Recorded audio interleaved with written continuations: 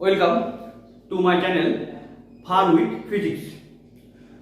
তো আজ হবে হাইড্রোস্ট্যাটিক্সের লেকচার নাম্বার 4 এবং তোমরা এই ক্লাসের মাধ্যমে আজকে জানবে যে প্লবতা কি, প্লবক বল কি এবং আর্কিমিডিসের সূত্র। যে তোমাদের ক্লাস 9-এ অল্প হলেও ধারণা আছে এই প্লবতা, প্লবক বল এবং আর্কিমিডিসের সূত্র সম্বন্ধে। এবং আজকের এই ক্লাসটি সম্পূর্ণ দেখো, তাহলে এই প্লবতা, প্লবক বল এবং আর্কিমিডিসের সূত্র সম্বন্ধীয় সমস্ত ডাউট ক্লিয়ার হয়ে যাবে। যে তোমরা ক্লাস 9-এ পড়েছো যে প্লবতা কি, প্লবক বল কি, এবং এই সঙ্গে তোমরা জেনেছো যে হ্যাঁ, যে প্লবক বল কোনো বস্তুকে যদি তরলে ডোবানো হয় তাহলে কি ওই বস্তুর ওজনের বিপরীতে কাজ করে, মানে কি বস্তুর ওজনের ঊর্ধ্বমুখে কাজ করে। কিন্তু তোমরা হয়তো ক্লাস 11 মানে ক্লাস 9-এ হয়তো এটা জানো না যে প্লবতা কেন ওজনের বিপরীত দিকে কাজ করে বা কেন ঊর্ধ্বমুখী কাজ করছে, তোমরা সেটা জানো না। সেই জন্য এই ক্লাসটি মন দিয়ে দেখো, তাহলে তোমরা সমস্ত কিছু ডাউট ক্লিয়ার হয়ে যাবে। যে এবার যে এই প্লবতা বলার আগে তোমাদের আগে কিছু বাস্তব উদাহরণ দিই, যেটা তোমরা প্রত্যেকেই অনুভব করেছো। যে সেটা যে যদি কোনো বস্তুকে তরলে যদি নিমজ্জিত করো বা যদি ডুবিয়ে দাও তাহলে তোমরা অনুভব করতে পারবে ওই বস্তুর ওজন কিছুটা হ্রাস হয়ে গেছে। তাহলে বস্তুর ওজন কিছুটা হ্রাস যে হয়ে গেছে বা কিছুটা কমে গেছে সেটা আপাত দৃষ্টিতে, কিন্তু অ্যাকচুয়ালি বাস্তবে ওজন কমে না। যে এরকম ওজন যা আছে জলের মধ্যে কি ওজন সেম আছে, ওজন কিন্তু কমে না, কিন্তু আমাদের আপাত দৃষ্টিতে দেখে কি মনে হচ্ছে হ্যাঁ ওজনটা কমে গেছে। তাহলে এই ওজন কমার তার কারণটাই কি আমাদের প্লাবক বল। এবং সব থেকে ভালো এক্সাম্পল হচ্ছে যে তোমরা একটা খালি বালতি নেবে, ওই বালতির মধ্যে কোন একটা প্লাস্টিক বা কোন একটা কাঠের টুকরোকে যদি রেখে দাও তাহলে কি দেখবে ওই ফাঁকা বালতির তলদেশে ওই কাঠের টুকরো বা যে প্লাস্টিক নিচে পড়ে আছে। এবার তুমি ওই প্লাস্টিকের খালি বালতির মধ্যে তুমি এবার জল দাও, তোমরা দেখতে পাবে ওই প্লাস্টিক বা যে কাঠের বস্তু ও কি হবে, ও নিজে নিজেই উপরে উঠছে। তার মানে যখন বালতিতে যখন জল ছিল না তখন ওই প্লাস্টিক বা কাঠ নিচে ছিল, ও ওঠার কোনো সাহস নাই। এবার তুমি যখনই জল দিচ্ছ বা জল দেওয়ার পর দেখলে ওই প্লাস্টিকের বস্তু কি হবে, ও নিজে নিজে নিজে উপর থেকে উঠে আসছে। তার মানে কি এই যে যখন জল দেয়নি তখন ওই প্লাস্টিকের বস্তুর মধ্যে কোনো জীবন ছিল না, মানে জড় পদার্থ। এই যখনই জল দিলাম তখনই কি ওই বস্তু জীবন্ত হয়ে গেল, ফলে ও উপর থেকে উঠে আসছে। এরকমটা কিন্তু কোনো ব্যাপার না। যে সেটা কি, যে সেটা হচ্ছে যে যখন জল ছিল না তখন ও উঠতে পারেনি। তার মানে কি, তার মানে যখন জল ছিল না তখন ওই বস্তুর ওজনের এগেনস্টে কেউ ওকে বল করে করেনি। এবার যখনই জল দেওয়া হলো তখনই ওই বস্তু ওই বালতির তলদেশ থেকে নিজে নিজে উপর দিকে উঠতে শুরু করলো। তার মানে নিশ্চয়ই তাহলে জল দেওয়ার পর এমন কিছু ঘটনা ঘটেছে যার জন্য ওই বস্তুর ওজনের বিরুদ্ধে বা বস্তুর কি ঊর্ধ্বমুখে একটা বল ক্রিয়া হয়েছে। সেই বিষয়টাই আমরা এবার জানবো এবং সেই বিষয়টাই কি আমরা কি বলি যে প্লবতা বা প্লাবক বলের জন্য ও উপর দিকে উঠে আসছে, তাই তো? যে এগুলো তোমরা সমস্ত কিছু ঘটনা তোমরা অনুভব করতে পেরেছো। যে তোমরা যদি কেউ পুকুরে বা নদীতে বা সুইমিং পুলে যদি স্নান করো তাহলে বুঝতে পারবে যে তোমরা যখন ডুবে যাবা তখন তোমাদের মনে হবে তোমরা হালকা, মানে অ্যাকচুয়ালি কি যে তরলে যদি নিমজ্জিত করা হয় তবে বস্তুর কি ওজন আপাতভাবে হ্রাস ঘটে। ঠিক আছে, তাহলে এই সম্বন্ধীয় যে এগুলো কেন ঘটছে, এগুলো মেইন কারণ কি হচ্ছে প্লবতা। তাহলে আমরা কি জানবো, তাহলে আগে আমরা জানবো যে প্লবতা কি। আগে আমরা জানবো যে প্লবতা কি। যে প্লবতা বলতে বোঝায় যে এবং এই আমাদের এই চ্যাপ্টার কি হাইড্রোস্ট্যাটিক্স, মানে কি যে হাইড্রোস্ট্যাটিক্স যে পদার্থবিদ্যার সেই যেই ডিপার্টমেন্টে আমরা প্রবাহী নিয়ে আলোচনা করি, প্রবাহী ধর্ম নিয়ে আলোচনা করি। তাহলে প্রবাহী কারা, তরল এবং গ্যাস। ঠিক আছে, তাহলে এই প্লবতা কি আমাদের প্রবাহীর ধর্ম, তরল এবং গ্যাসের ধর্ম। তাহলে প্লবতা কাকে বলবো, যে তরল বা তরল বা গ্যাসে নিমজ্জিত কোনো বস্তুর ওপর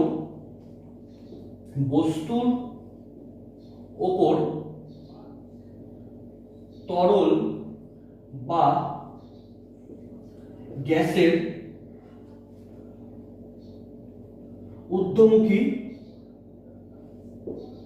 ঊর্ধ্বমুখী বল প্রয়োগ করার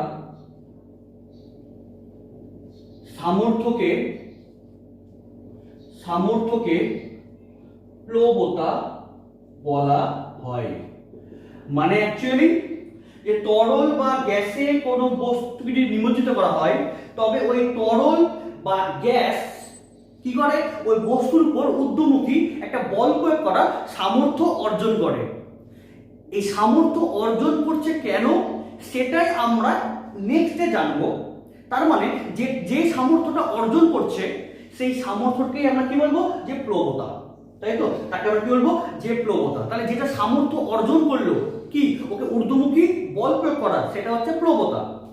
এবং তরল বা গ্যাসে নিমজ্জিত কোনো বস্তুর ওপর তরল বা গ্যাস ঊর্ধ্বমুখে যে বল প্রয়োগ করছে, সেটা হচ্ছে আমাদের প্লাবক বল। তাহলে এই প্লাবক বলটা কি, যে তাহলে আমরা কি জানি, যে তরলে বা গ্যাসে কোনো বস্তু যদি নিমজ্জিত করা হয়, তবে বস্তুর ওজন আপাতভাবে হ্রাস পেয়ে যায়। তাহলে বস্তুকে তরলে বা গ্যাসে নিমজ্জিত করলে বস্তুর আপাত ওজন হ্রাস পাওয়ার যে সামর্থ্য, মানে অ্যাকচুয়ালি বস্তু কি করছে, বস্তুও তার আপাত ওজন হ্রাস করার কি একটা সামর্থ্য অর্জন করছে, ওটাই হচ্ছে প্লবতা। তাহলে প্লবতাকে বলবো যে তরল বা গ্যাসে নিমজ্জিত কোনো বস্তুর উপর তরল বা গ্যাসের ঊর্ধ্বমুখী বল প্রয়োগ করার যে সামর্থ্য অর্জন করে, বা যে সামর্থ্যকে কি বলবো, যে প্লবতা। যে তরল বা গ্যাসে নিমজ্জিত কোনো বস্তুর উপর তরল বা গ্যাসের ঊর্ধ্বমুখী বল প্রয়োগ করার সামর্থ্যকে কি বলবো, প্লবতা। এবং এই প্লবতার জন্যই বস্তু ও নিজের কি আপাত ওজন কি আবার হ্রাস করার সামর্থ্য অর্জন করছে। তাহলে আমরা প্লবতাকে আমরা এভাবেও বলতে পারি যে তরল বা গ্যাসে নিমজ্জিত কোনো বস্তুর তার ওজনের আপাত হ্রাস করার যে সামর্থ্য অর্জন করে, সেটিকে আবার হচ্ছে প্লবতা। তার মানে তরল ওই বস্তুর উপর ঊর্ধ্বমুখী বল প্রয়োগ করার যে সামর্থ্যটা অর্জন করছে, সেটা হচ্ছে প্লবতা। এবং ওই তরল বা গ্যাসে নিমজ্জিত বস্তুর উপর তরল বা গ্যাস যে পরিমাণ ঊর্ধ্বমুখী বল প্রয়োগ করছে, ওটা হচ্ছে প্লাবক বল। তাহলে প্লাবক বল কোনটা, মানে যে সামর্থ্যের জন্য কি ও বল প্রয়োগ করছে, সেই সামর্থ্যটা হচ্ছে প্লবতা। আর আবার ওই যে পরিমাণ বল প্রয়োগ করছে, ওটা আমাদের প্লবক বল, তাই তো? তাহলে প্লবক বল কি বলবো, তাহলে প্লবক বলের সংজ্ঞাটা আমি এর মধ্যেই দেখাই দিচ্ছি, যে প্লবক বল। তাহলে প্লবক বল কি বলবো, যে প্লবক বল বলতে বোঝায় তরল বা গ্যাসে নিমজ্জিত কোনো বস্তুর উপর তরল বা গ্যাস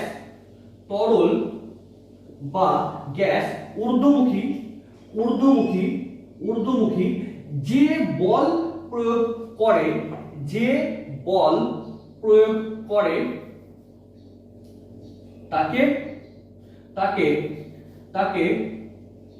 তাকে প্লাবক বল বলা হয়, তাই তো?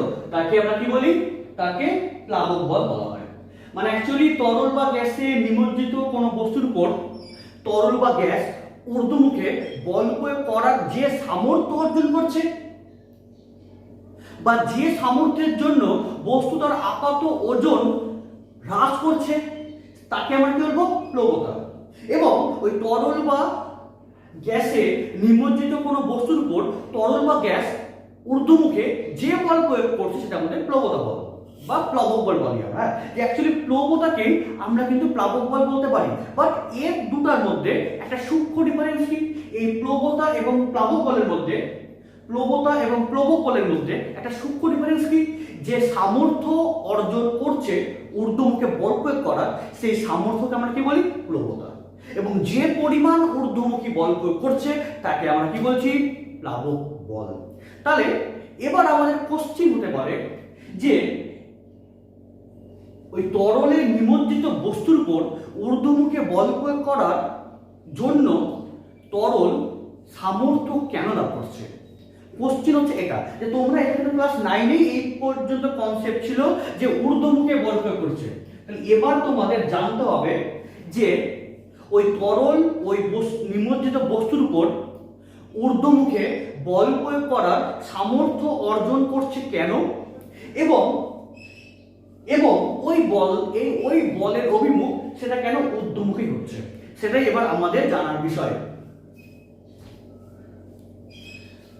তাহলে এবার আমরা করব যে প্লবক বলের রাশিমালা, যে অ্যাকচুয়ালি যে সামর্থ্য কেন অর্জন করছে, সামর্থ্য কেন অর্জন করছে, এবং তার সঙ্গে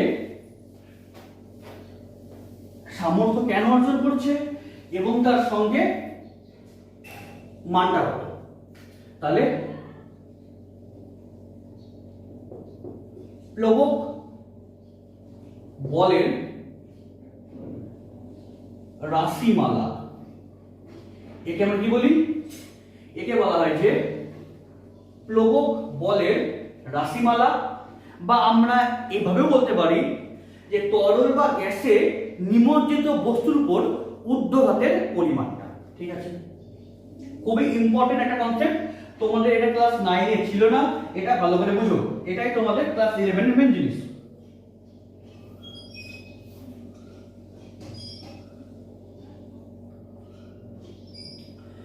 যে ধরলাম যে এটা একটা কাঁচের বিকার, এই বিকারের মধ্যে তরল আছে, ঠিক আছে, এই বিকারের মধ্যে তরল আছে, মানে টোটালটাই তরল আছে। এবার এই বিকারের মধ্যে ধরলাম যে একটা ঘনককে একটি ঘনককে নিমজ্জিত করা হয়েছে। ধরলাম এই তরলের মধ্যে একটি ঘনককে নিমজ্জিত করা হয়েছে, নিমজ্জিত, যে একটা বিকার আছে, বিকারের মধ্যে আছে তরল এবং এই তরলের মধ্যে একটি ঘনককে নিমজ্জিত করা হয়েছে, এবং ধরি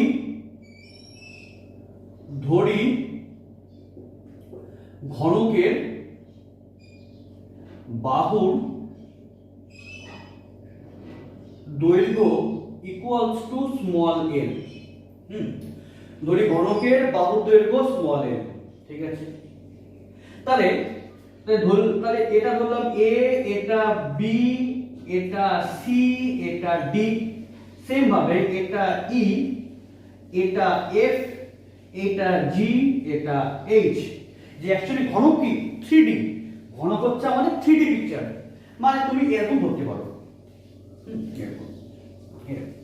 তাহলে এই উপরের যে তল, তাহলে উপরের তলটা কি, এই চিত্র থেকে তোমরা বলো এই উপরের তলটা কত হবে, এই উপরের তলটা এ বি সি ডি, তাই তো। তাহলে এই যে উপরের তলটাকে এ বি সি ডি, আর এই নিচের তলটাকে ই এফ জি এইচ, মানে এই তলটাকে আমাদের ই এফ জি এইচ, তাই তো। তাহলে এটাকে আমরা আরেকটু ভালো করে দেখাচ্ছি।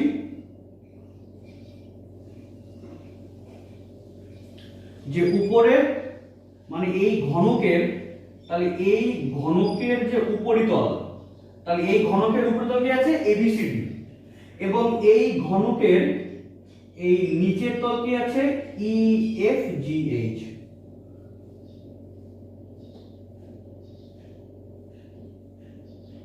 কি আছে, E F G H. Clear. এবং ধরলাম যে তার মানে কি, যে একে এই জলের মধ্যে ডোবানো আছে, ঠিক আছে। তাহলে এই যেটা উপরে যেটা এই লাইনটা, এটা কি তরলের মুক্ত তল, মানে তরলের যেটা উপরিতল ডোবানো আছে। তাহলে যদি ভালো করে লক্ষ্য করো যে এই মুক্ত তল থেকে, ধরলাম যে এই মুক্ত তল থেকে এই ঘনকের উপরিতল কি একটা গভীরে আছে, এবং এই মুক্ত তল থেকেই এই ঘনকের যে নিচের তলকে ও একটা গভীরে আছে, ঠিক কি না?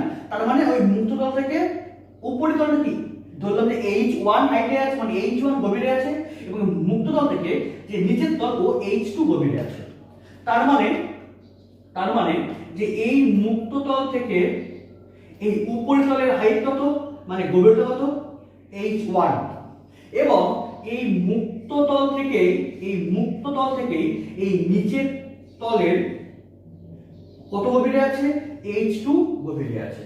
তাহলে এই চিত্র থেকে তোমরা অবশ্যই বলতে পারবে যে H2 H1 ইকুয়ালস টু হচ্ছে স্মল l, তাই না? তাই তো, যে অ্যাকচুয়ালি যে এই উপরিতল থেকে এটা কত, এটা আছে H2, তাই তো, যে এটা কত, যে এখানে মানে একদম নিচ তল থেকে উপরিতল কত H2, আর এখান থেকে এটা H1, তাই না?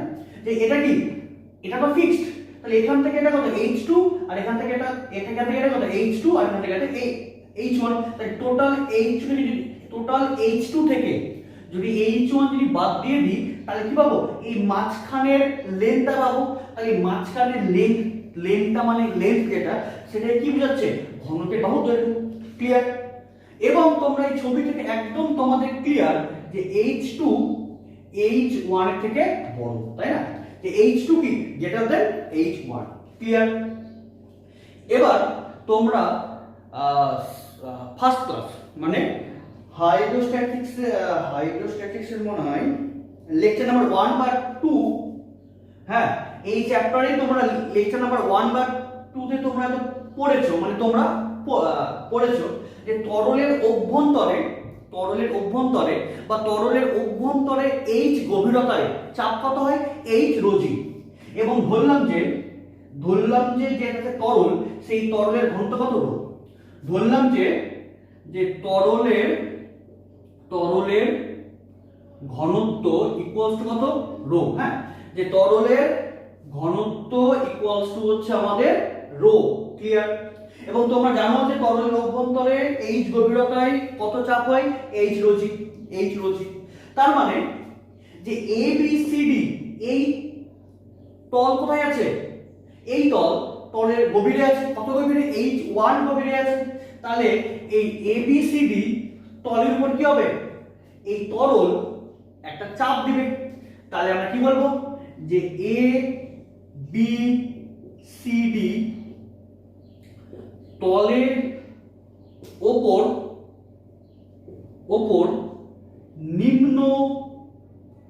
নিম্নমুখী চাপ। এবার তোমাদের কোশ্চেন হবে যে স্যার এখানে চাপটা কেন আপনি নিম্নমুখী বললেন? অবশ্যই কেন আপনি নিম্নমুখী বললেন, ঠিক আছে। তাহলে এবার তোমরা বলো যে এই যে তলটা আছে, হ্যাঁ, এই তলের উপরে যে সব জলগুলো আছে, যে সব তরল আছে, জল না, যে রো ঘনত্বের যে তরল আছে, তাহলে আমরা কি জানি যে কোনো একটা পয়েন্টে তরল কি তার চাপ সব দিকে যায়, লেফটে দেয়, রাইটে দেয়, সামনে দেয়, পিছনে দেয়, উপরে দেয়, নিচে দেয়, ঠিক কি না? তার মানে যে এই তলের উপর আমি কি বলছি, এই তলের উপর চাপ, তলের উপর, তার মানে কি, তার মানে এই পয়েন্টে, যে জল আছে, তাহলে এই জলের জন্য কি, এই পয়েন্টে যে জল আছে, এই তলের উপর যে জল আছে, তাহলে এই জল কি করবে, এই জল এই দিকেও চাপ দিবে, এই দিকেও চাপ দিবে, এই দিকেও চাপ দিবে, এই দিকেও চাপ দিবে, উপরেও চাপ দিবে, আবার নিচেও চাপ দিবে। বাট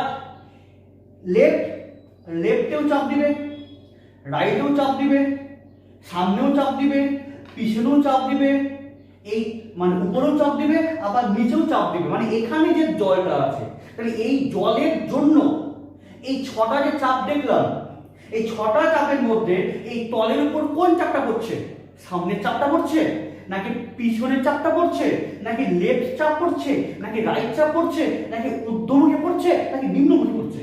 তাহলে এখানে যে জল আছে, তাহলে এই জলের জন্য এই তলে চাপটা কি নিম্নমুখী, তাই না? কেন, চাপ সব দিকে দিচ্ছে, কিন্তু এই তলের উপর কি চাপটা, তলের উপর কি সেটা নিম্নমুখী পড়ছে। সেটা তাহলে কি লেখা হবে, নিম্নমুখী চাপ। তাহলে এই নিম্নমুখী চাপ কত হবে, এই তলের উপর H1 রো জি। কেন, কারণ অ্যাকচুয়ালি কি ও H1 ডেপথে আছে। এবার সেম ভাবে তাহলে এবার কি এবার ই এফ জি এইচ তলের উপর এটা কি একদম ফার্স্ট সারফেস একদম লাস্ট সারফেস মানে লোয়ার সারফেস। তাহলে কত সবথেকে লোয়ার সারফেস কে ই এফ জি এইচ। ও তার আগে বলি এটা কি হলো নিম্নমুখী চাপ। তাহলে চাপ তাহলে আবার সেম ভাবে লিখছি যে এ বি সি ডি তলের উপর নিম্নমুখী। তাহলে ঘাত কত হবে ঘাত। ঘাত মানে কি বল। তোমরা কি জানো তোমরা জানো যে চাপ ইকুয়ালস টু হচ্ছে বল বাই ক্ষেত্রফল। আবার এই বলকে আমরা কি বলি ঘাত। তাহলে এই ঘাত মানে কি তাহলে ঘাত মানে হচ্ছে চাপ ইনটু ক্ষেত্রফল। তাহলে এই যে চাপটা h1 রো জি এই চাপটা দিচ্ছে কোথায় এ বি সি ডি তলের উপর। তাহলে এই তলের উপর চাপ কত h1 রো জি। তাহলে এই তাহলে তলের উপর তাহলে ঘাত কত হবে। ঘাত মানে কি চাপ ইনটু ক্ষেত্রফল। তাহলে চাপ কত চাপ তো হচ্ছে h1 রো জি আর ইনটু কত হবে ক্ষেত্রফল l স্কয়ার তাই না। কেন যে এটা কি ঘনক আর ঘনকের যে কোন তল কি হয় বর্গাকার। তাহলে বর্গাকার মানে এবং তাহলে কত আছে দৈর্ঘ্য l। তাহলে টোটাল তাহলে ক্ষেত্রফল তাহলে কত হবে l স্কয়ার। ক্লিয়ার। তাহলে এবিসিডি তলের উপর তাহলে নিম্নমুখী ঘাত তাহলে কত হবে ঘাত কত হবে চাপ ইনটু ক্ষেত্রফল। তাহলে কত h1 রো জি ইনটু l স্কয়ার। ক্লিয়ার। এটা হলো নিম্নমুখী। এবার যদি বলা হয় এবার সেম হবে কি এই যে লোয়ার সারফেস। তাহলে ই এফ জি এইচ তলের উপর ঊর্ধ্বমুখী চাপ কত হবে h2 রো জি। এবার তোমাদের কোশ্চেন আবারও হবে যে স্যার এখানে ঊর্ধ্বমুখী আপনি কেন বললেন কেন সেম একই ব্যাপার তো সেম ব্যাপার যে এখানে যে মানে এই তলে আমি বার করছি এই মানে এই তলে ক্ষেত্রে। তাহলে এখানে যে জল আছে বা এখানে যে তরল আছে এই কি করে চাপ সেম লেফটে দিবে রাইটে দিবে পিছনে দিবে সামনে দিবে নিচে দিবে আবার উপরেও দিবে তাই তো। তার মানে এর উপর তাহলে ওই টোটাল 6টা চাপের মধ্যে তাহলে কোন চাপটা পড়ছে এই তলের উপর নিম্নমুখী পড়ছে নাকি ঊর্ধ্বমুখী পড়ছে ঊর্ধ্বমুখী পড়ছে। কেন এখানে কি ছিল এখানে এদিকে সব কিছু ছিল বাট এখানে পড়ছে নিম্নমুখী আর এই তলে পড়ছে কি হবে এই তলে কোনটা পড়ছে এই তলে পড়ছে ঊর্ধ্বমুখী পড়ছে তাই না। তাহলে এই তলের উপর চাপটা কি ঊর্ধ্বমুখী চাপ। এবং তোমাদের পড়ানো হয়েছে অবশ্যই যে কোন একটি বিন্দুতে তরল কি চাপ সব দিকেই দেয় এটা আমি দেখাইছি। তাহলে ঊর্ধ্বমুখী তাহলে চাপ তাহলে কত তাহলে ঊর্ধ্বমুখী চাপ তাহলে কত h2 রো জি। তাহলে EFGH তলের উপর ঊর্ধ্বমুখী ঘাত। তাহলে ঘাত কত হবে ঘাত মানে কি চাপ ইনটু ক্ষেত্রফল। তাহলে চাপ কত চাপ হচ্ছে h2 রো জি ইনটু l স্কয়ার। তাহলে ওই উপরের তলে ঘাত কত h1 রো জি l স্কয়ার আর নিচের তলে ঘাত কত h2 রো জি l স্কয়ার। এখানেও l স্কয়ার এখানেও l স্কয়ার এখানে রো জি এখানে রো জি এখানে h1 এখানে h2। তাহলে তোমরাই বলো এই উপরের তলে নিম্নমুখী চাপ বা নিম্নমুখী ঘাত এবং নিচের তলে ঊর্ধ্বমুখী ঘাত দুটো সমান না আলাদা। অবশ্যই কি আলাদা। এবং বড়কে যেহেতু কি h2 গ্রেটার দেন h1 যেহেতু h2 গ্রেটার দেন h1 সেহেতু এই ঊর্ধ্বমুখী ঘাতের মানটা এই নিম্নমুখী ঘাত অপেক্ষা কি বেশি। তার মানে এই যে আছে ব্লক এই ব্লকের এই উপরিতলে তরলের জন্য কি একটা ঘাত কাজ করছে নিচের দিকে নিম্নমুখী। আবার ওই সেম তরলের জন্যই এই ব্লকের কি ঊর্ধ্বমুখী কি একটা ঘাত কাজ করছে সেটা উপরের দিকে। তার মানে এই বস্তুর উপরই তরল কি করছে এই তলে ওকে নামানোর চেষ্টা করছে বাট এই তলে কি তরলই ওকে ওঠানোর চেষ্টা করছে। কিন্তু উপরের ঘাতের সাপেক্ষে ওই নিচের ঊর্ধ্বমুখী ঘাতটা কি অনেক বেশি। তাহলে লব্ধি তাহলে কোন থেকে লব্ধি কোন দিকে হবে লব্ধি অবশ্যই যে বড় তার দিকেই লব্ধি কাজ করবে। যে সাপোজ যদি বলা হয় যে দড়ি টানাটানি খেলার ক্ষেত্রে এই দড়িকে একজন টানছে এই সাইডে যে একজন টানছে এই সাইডে আর একজন টানছে এই সাইডে। এবার দুটি বল যদি কি হয় সমান এবং বিপরীত তাহলে এই দড়ি বা এই লাঠি কোনো সরণ ঘটবে না। কেন ঘটবে না? কারণ অ্যাকচুয়ালি যে এর লাঠির কোনো গতি হবে না, কোনো গতিশীল হবে না। কেন? তোমরা হয়তো ক্লাস 9-এও পড়েছো এবং আমি ক্লাস 11-এ মেকানিক্সে পড়াবো যে নিউটনের গতিসূত্র, যে অ্যাকচুয়ালি যে কোনো বস্তুর উপর বল ক্রিয়া করলে কি ওই বস্তু গতির চেঞ্জ হয়, তাই তো? যে গতির চেঞ্জ কে করে? বল করে। তাহলে এবার এই বস্তুর উপর কে কাজ করছে? এই বস্তুর উপর বল কাজ করছে, বাট সেটা কোন বল? প্রতিমিত বল। তাহলে প্রতিমিত বল হওয়ার জন্য এর তাহলে লব্ধি বল কত? 0। বল ক্রিয়া করছে বাট লব্ধি বলটা 0, সেই জন্য স্থির হয়ে আছে, তাই তো? যে দুটি সমান এবং বিপরীতমুখী বল, তাহলে এ টানছে এই সাইডে, এ টানছে এই সাইডে, তাহলে তাহলে এর বলকে এ ক্যান্সেল করছে, এর বলকে এ ক্যান্সেল করছে, তাহলে লব্ধি তাহলে বল কত হবে? 0, তাই না? কিন্তু এক্ষেত্রে কিন্তু সেটা হয়নি। কেন? এক্ষেত্রে কি হয়েছে? এক্ষেত্রে তোমরা যদি দেখো যে যদি বলা হয় যে এ মানে এই যে টিম আছে এই টিমের শক্তি বেশি আর এই টিমের শক্তি কম, তার মানে কি দেখবে যে এ এবার দড়িকে এই দিকে টানবে, তাই না? এই দিকে টানবে মানে এ চেষ্টা করছে আমার দিকে টানার, এ চেষ্টা করছে আমার দিকে টানার, বাট এর কি? এর শক্তি বেশি। তার মানে এই লাঠির উপর এবার তাহলে লব্ধি বল কত কাজ করে? লব্ধি বল। তাহলে এই লাঠির উপর লব্ধি বল কাজ করছে কত? যে যার বলের মানটা বেশি মাইনাস যার বলের মানটা কম কম। তাহলে এখানে দুটো বল লব্ধি করছি বাট মাইনাস কেন হচ্ছে? কারণ অ্যাকচুয়ালি কি এই বলটা মানে এই যে রাইট সাইডের যে টিম, এই টিমের যে টানটাকে এই লেফট কি করছে? ওকে প্রতিমিত করার চেষ্টা করছে। তাহলে এর উপর তাহলে এক্স্যাক্ট তাহলে ফোর্স কত করছে? যেটা লব্ধি বল করছে, লব্ধি বল। তাহলে লব্ধি বল কত? এই বড় বড় যে ফোর্সের মানটা মাইনাস ছোট ফোর্সের মানটা, ঠিক আছে? তাহলে তাহলে তাহলে এদের কি? তাহলে এদের দ্বারা প্রযুক্ত বলের মানটা বেশি এদের থেকে, তাহলে লব্ধি বল কোন দিকে কাজ করছে? এই সাইডে। তাহলে লব্ধি বলের মানটা কত হবে? বড় বল মাইনাস ছোট বলের মানটা। এবং এই লব্ধি বলের অভিমুখ কোন দিকে কাজ করছে? অভিমুখ যে বড় তার দিকে, জোর যার মুলুক তার, ঠিক না? জোর যার মুলুক তার, তার মানে কি? তাহলে এর জোর বেশি, তাহলে মুলুক কার? তাহলে মুলুকের। তার মানে কি? তাহলে এর উপর লব্ধি বল কোন দিকে কাজ করছে? যে যার জোর বেশি সেই দিকে কাজ করছে। সেম তো, সেম একই কনসেপ্ট। তাহলে এর উপর তাহলে ঘাত কত পড়ছে? h2 rho g l square, আর উপরে ঘাত কত? h1 rho g l square. But কোন ঘাতের মানটা বেশি? h2 বেশি হওয়ার জন্য নিচের তলে ঊর্ধ্বমুখী ঘাতটা বেশি। তাহলে কি করছে? এ ওকে ওঠাচ্ছে বাট এই মানে উপরের তলে যে ঘাত ওকে নামাচ্ছে। বাট কার জোর বেশি? জোর বেশি হচ্ছে ঊর্ধ্বমুখী ঘাতের। তাহলে মুলুক কার হবে? তাহলে এই ঊর্ধ্বমুখী ঘাতের, তাহলে মুলুক বেশি হবে। তাহলে এই ব্লকের উপর তাহলে লব্ধি বল তাহলে কত করছে? তাহলে এই ব্লকের উপর লব্ধি লব্ধি লব্ধি ঊর্ধ্বমুখী ঘাত, তাই না? লব্ধি এবং কি সেটা, এবং লব্ধি তো হচ্ছে, এবং লব্ধি সেটা কোন দিকে? উপর দিকে। কেন? উপরে কি ফোর্স বেশি বেশি, তাহলে ওর কি প্রভাব বেশি হবে। তাহলে লব্ধি ঊর্ধ্বমুখী, তাহলে ঘাত তাহলে কত হবে? এ উপরে তুলছে, এ নিচে নামাচ্ছে, তাহলে কি? তাহলে কি হবে? এ ওর এগেইনস্টে কাজ করছে, তাহলে লব্ধিটা কত হবে? ওটা বিয়োগ করে দেবো। তাহলে h2 rho g l square minus h1 rho g l square. তাহলে যদি বিয়োগ করে দিই তাহলে কে থাকছে পরে? তাহলে কে থাকছে পরে? h2 minus h1 into rho g l square থাকছে, তাই না? তাই না?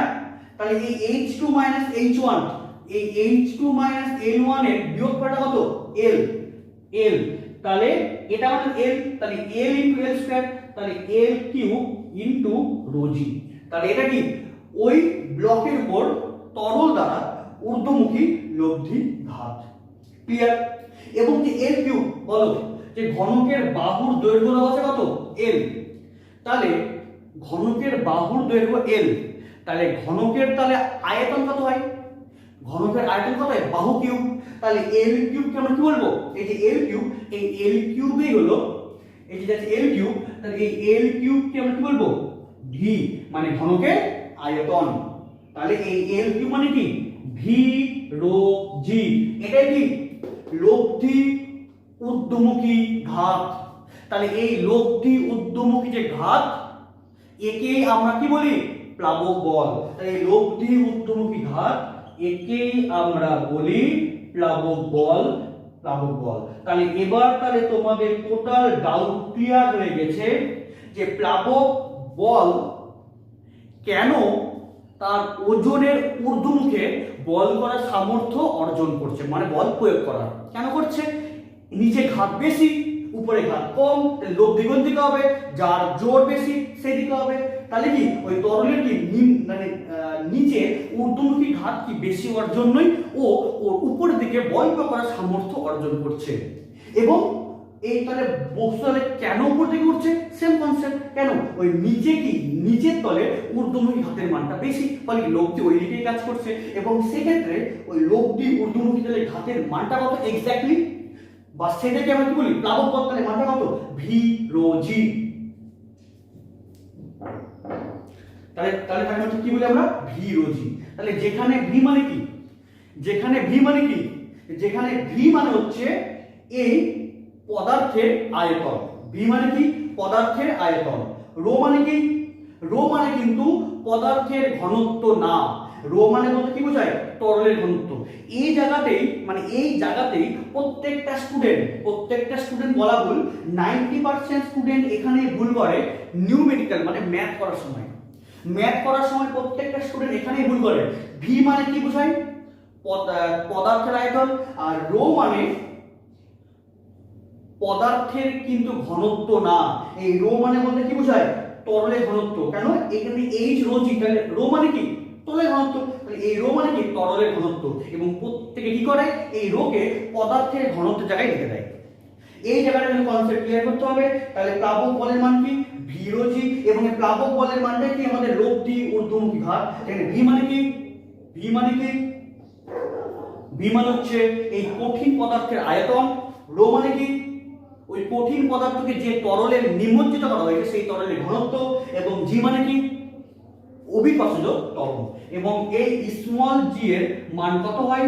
9.8 মিটার পার সেকেন্ড স্কয়ার এসআইতে, এবং সি দিয়েছে কত হয়? 980 centimetre per second square. Clear? এবার আশা করি এই কনসেপ্ট তোমরা বুঝতে পেরেছো। এবং এখান থেকে আমি আরেকটা ইম্পর্টেন্ট লাইন বলছি, যে লাইনটা তোমাদের নেক্সট ডে প্রত্যেকটা কাজে বা প্রত্যেকটা নিউমেরিক্যালের ক্ষেত্রে তোমাদের কাজে লাগবে। ঠিক আছে? দেখো তাহলে কি জিনিসটা, যে তাহলে তোমরা কি তাহলে জানলে, তাহলে তোমরা জানলে যে প্লাবক বল মানে ভি রো জি, তাই তো? ভি রো জি। ভি মানে কি? কঠিন পদার্থের আয়তন। ঠিক আছে? তার মানে এই কঠিন পদার্থকে নিমজ্জিত করার জন্য এই কঠিন পদার্থের যতটা আয়তন ছিল সেম আয়তনের জল কি অপসারিত হয়ে গেছে। তাহলে এই ভিকে আমরা আবার বলতে পারি অপসারিত কি তরলের আয়তন, ঠিক কি না? কারণ অ্যাকচুয়ালি যে একে যখন নিমজ্জিত করা হয়নি তখন এই টোটাল অংশ কি ছিল? আমাদের তরল ছিল, তাই তো? এবার একে যখনই নিমজ্জিত করলাম তাহলে এর টোটাল যে আয়তন, তাই তরল যে আয়তনে ছিল এই আয়তন, এই ওই আয়তনটা দখল করলো কে? এই বস্তু সেই আয়তনটাকে দখল করে নিল। তাহলে এখানে যে জল ছিল তাকে এই যে কঠিন যে পদার্থ কি করলো? ওকে উচ্ছেদ করে বার করে দিল, মানে অপসারিত করলো। তার মানে অ্যাকচুয়ালি এই কঠিন পদার্থের যেটাই আয়তন সেটাই কি ওই কঠিন পদার্থ দ্বারা অপসারিত তরলের আয়তনটা একই। তার মানে এই ভি মানে কি? কঠিন পদার্থের আয়তন। আবার এই ভি মানে কি? কঠিন পদার্থ দ্বারা অপসারিত তরলের আয়তন। তাহলে এই ভিকে আমরা কি বলবো? অপসারিত তরলের আয়তন। রো মানে কি? অপসারিত তরলের ঘনত্ব বা তরলের ঘনত্ব। তাহলে ভি মানে কি? অপসারিত তরলের আয়তন। রো মানে অপসারিত তরলের ঘনত্ব। তাহলে অপসারিত তরলের আয়তন ইনটু অপসারিত তরলের ঘনত্ব। তাহলে তাহলে আয়তন ইনটু ঘনত্ব। তাহলে এই আয়তন ইনটু ঘনত্বকে আমরা কি বলি? ভর, মানে এম। তাহলে এম ইনটু জি মানে কি? ওজন। এম ইনটু জি মানে কি? মাস ইনটু অভিকর্ষজ ত্বরণ মানে কি? ওয়েট। তার মানে এই এমজি মানে আমরা কি বলবো? এমজি মানে আমরা কি বলবো? অপসারিত তরলের ওজন। তার মানে একে আবার আমরা কি বলবো, একে আমরা বলবো যে অপসারিত তরলের ওজন। তার মানে এই প্লাবক বল মানে কি, লব্ধি ঊর্ধ্বমুখী ঘাত। আবার এই প্লাবক বল মানে কি, এই প্লাবক বল মানেই আবার বলতে বোঝায় যে অপসারিত তরলের ওজন। তার মানে এই লব্ধি ঊর্ধ্বঘাত মানে যা প্লাবক বল, তাই আবার অপসারিত তরলের ওজনও কি আবার একই। তার মানে আমরা এভাবে লিখতে পারবো বা এভাবে বলতে পারবো যে তরলে নিমজ্জিত, তাহলে এভাবে বলতে পারবো যে তরলে নিমজ্জিত কোন বস্তুর উপর তরল দ্বারা যে পরিমাণ ঊর্ধ্বমুখী ঘাত প্রয়োগ হয়, সেই মানটাই কি অপসারিত তরলের যে ওজন তার সঙ্গে সমান। তার মানে আমরা কি বলবো যে ঊর্ধ্বমুখী ঘাত ইকুয়ালস টু হলো প্লবক বল। আবার এটা মানে কি অপসারিত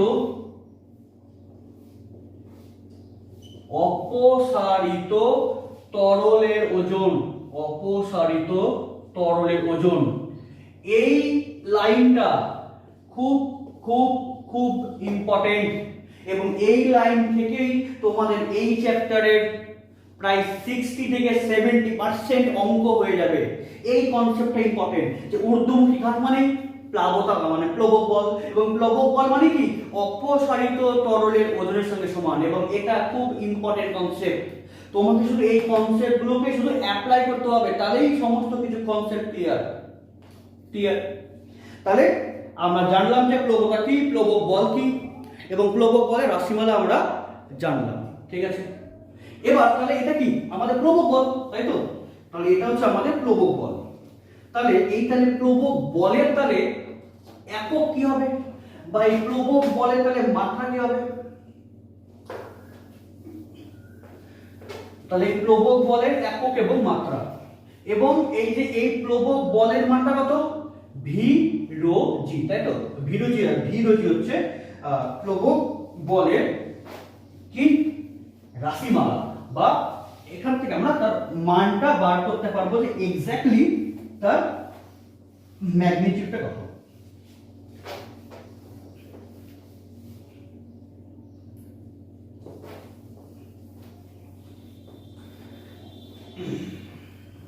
ঠিক আছে, তাহলে প্লবক বলের তাহলে একক কত হবে? তাহলে প্লবক বলের একক হবে সিজিএস সিস্টেমে কি হবে? ডাইন, কেন? বল তো ফোর্স, ডাইন। আর এসআই সিস্টেমে কি হবে?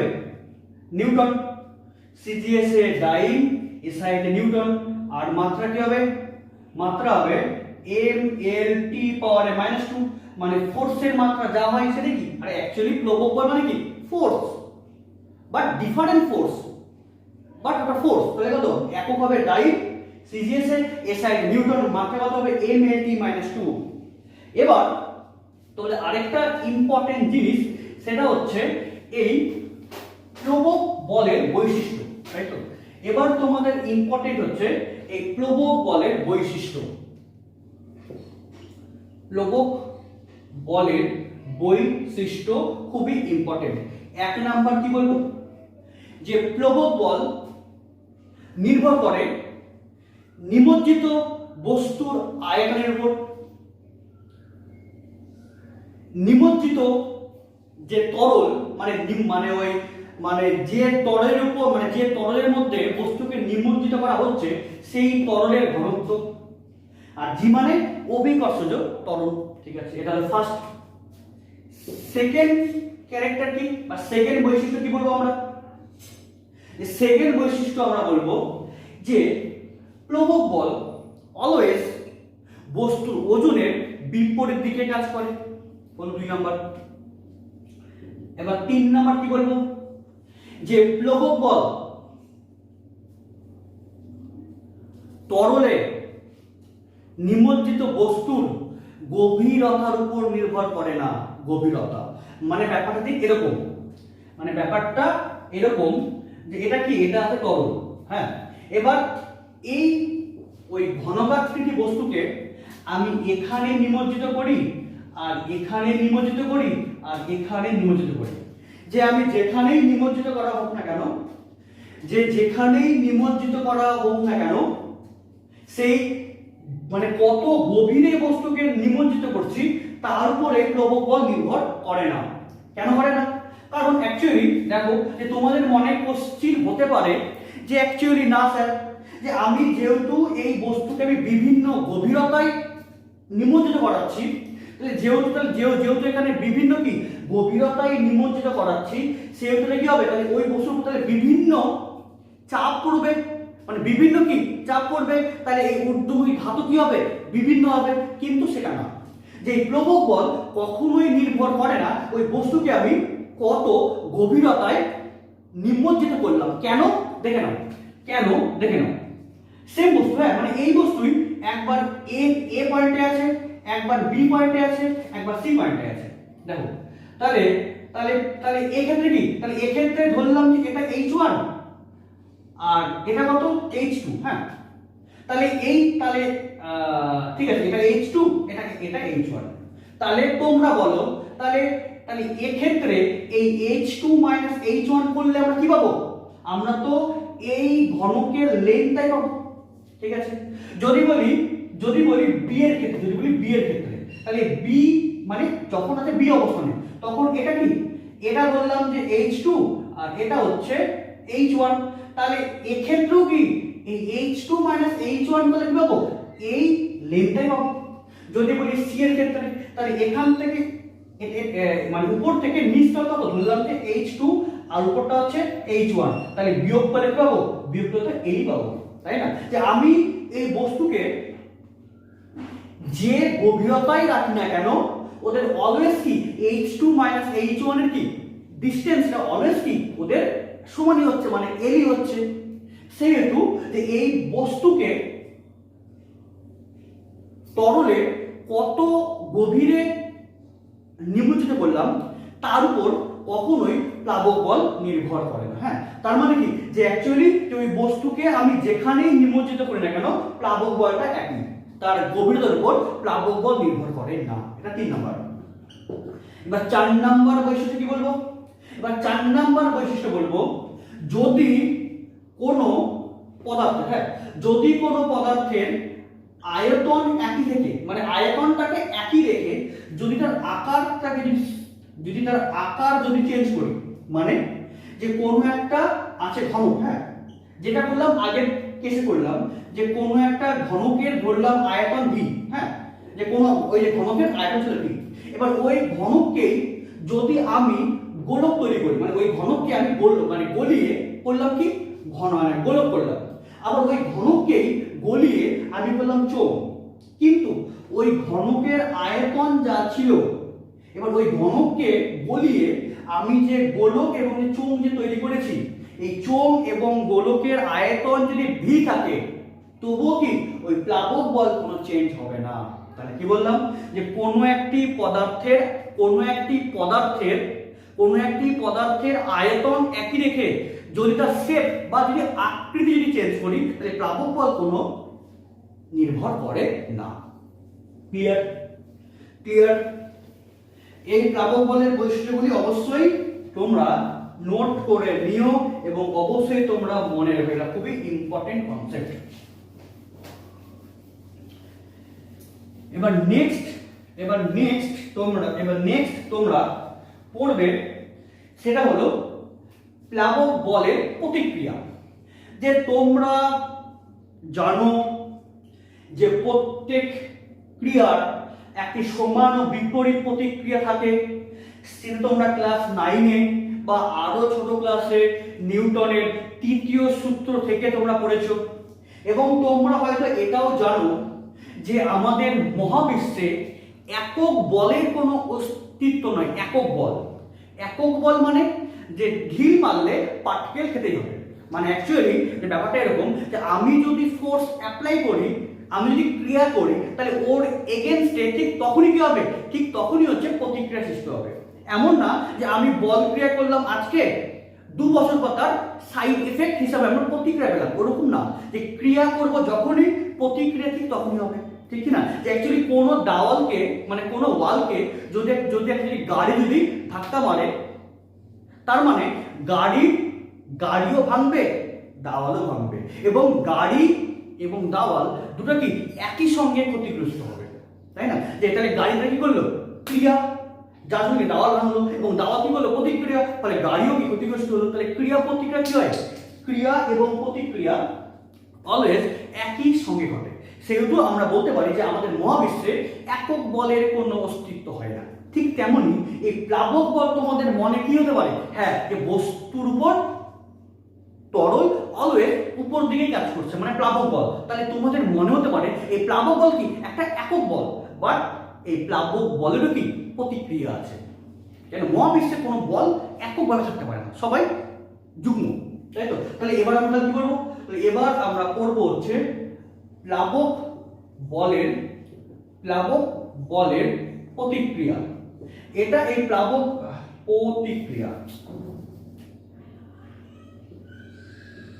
তাহলে এবার আমরা করব যে প্লাবক বলের প্রতিক্রিয়া। এই প্লাবক বলের প্রতিক্রিয়া, এটা আমরা একটা মানে অ্যাকচুয়ালি প্লাবক বল যে প্রতিক্রিয়া দিচ্ছে তার একটা এক্সপেরিমেন্ট আছে। ওই এবারে এক্সপেরিমেন্টের সাহায্যে এই প্লাবক বলের প্রতিক্রিয়াকে আমরা বুঝবো কি করে। দেখো যে এটা একটা আছে দাড়িপাল্লা, এটা একটা আছে দাড়িপাল্লা, এটা আছে দাড়িপাল্লা, এটা কি আছে, ওর আলম্ব বিন্দু সূচক, ঠিক আছে এই, এবং এটা কি, একে আমরা কি বলি, একে বলা হয় তুলা দণ্ড, তাই তো? আর একে কি বলে, তুলা পাত্র, একে কি বলে, তুলা পাত্র দুটা। এবার এখানে আমি কি বললাম, এবার এই তুলা পাত্রের মধ্যে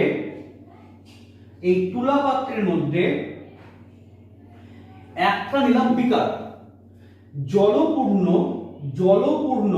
একটা আছে বিকার, হ্যাঁ।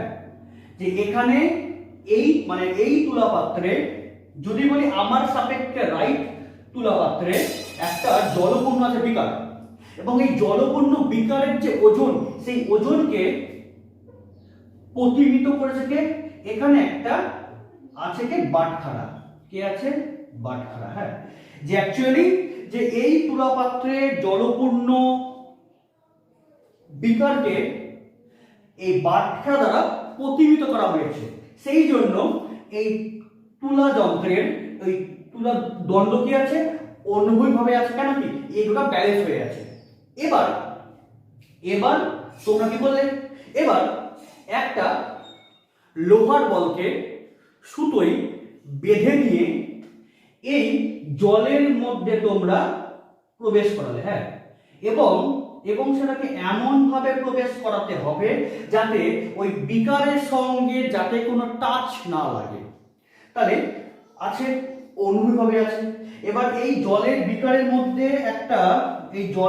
মধ্যে একটি লোহার বলকে যদি ডুবিয়ে দিই কোনো স্পর্শ না করে, তাহলে দেখবো যে এই তুলা দণ্ড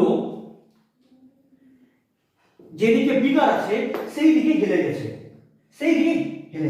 তার মানে কি, যখন বাটখারা যখন নিয়ে আসেনি, যখন এই গোলককে যখন নিয়ে আসেনি, তখন ওর ওজন যদি mg থাকে, ওই mg কে প্রতিহিত কে করেছে, বাটখারা করেছে, ফলে কি দুটি সমান ফোর্স দিয়ে ওকে ব্যালেন্স করেছে।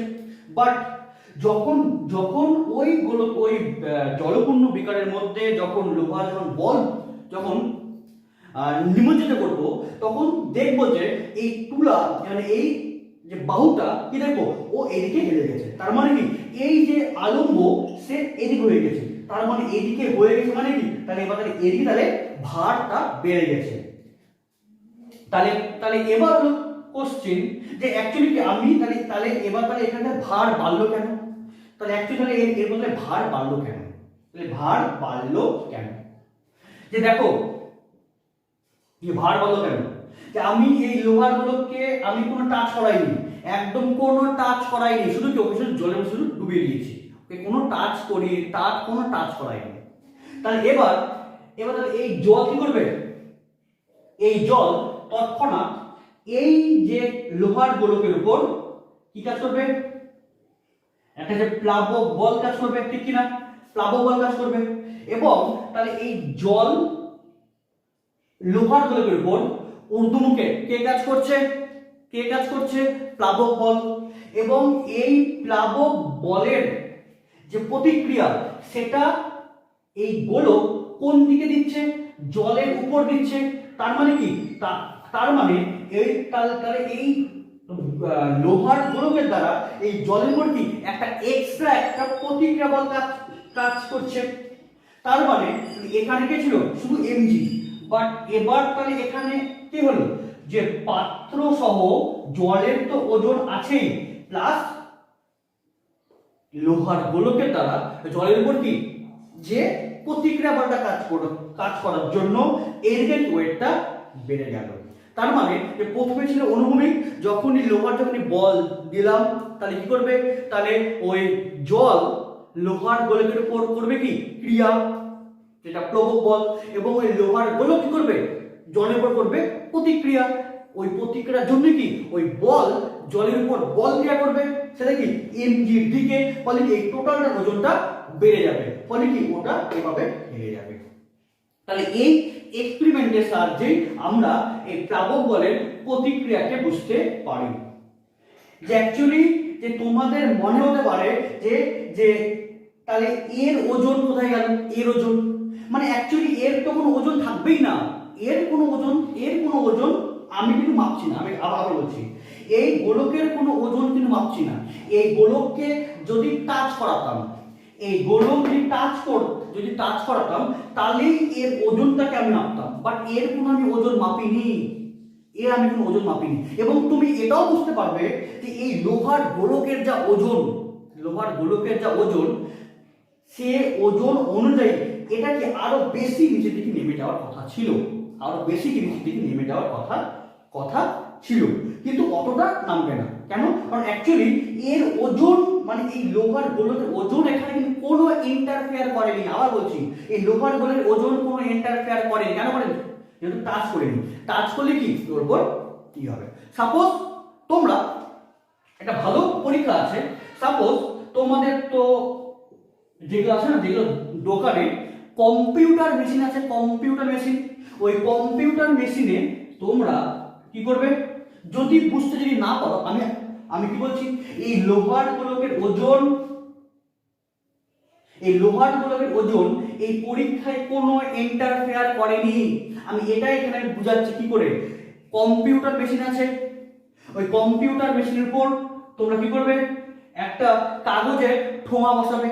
ওই কাগজের ঠোঙা বসিয়ে তুমি তোমার হাতটাকে বা কোনো বস্তুকে না ওই কাগজের ঠোঙার মধ্যে আছে তো কাগজের ঠোঙা, তুমি ওই বস্তু তুমি প্রবেশ করাবে। কিন্তু কাগজের ঠোঙার সঙ্গে বা কারো সঙ্গে বস্তু যাতে টাচ না হয়। দেখবে তুমি যতই প্রবেশ করাও না কেন, ওই কম্পিউটার মেশিনে কোনো কিছু ডিজিটই উঠেনি, মানে কোনো ওজনই হয়নি।